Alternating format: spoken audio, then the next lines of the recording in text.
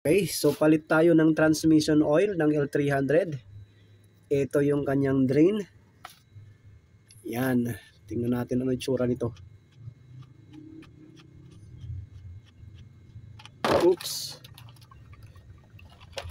Okay pa. Hindi pa masyadong itim. Okay, ayan na siya. Bubuksan natin tong kanyang fill.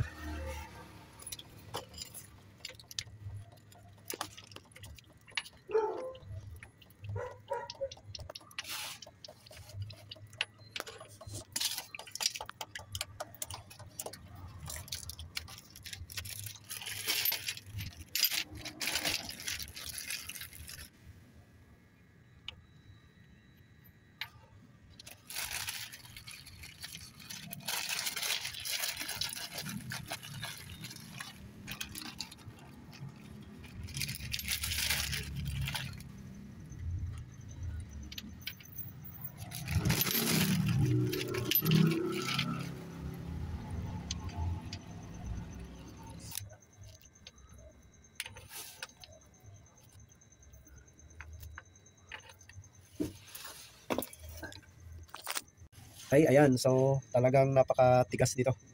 Ayan, oh. Kailangan po talaga sakit ang gagamitin nyo. Hindi pwedeng back wrench na ito dito sa ilalim. So, ayan, okay na siya. Sasalinan na lang natin. Patutuloyin na lang natin ang maayos yan.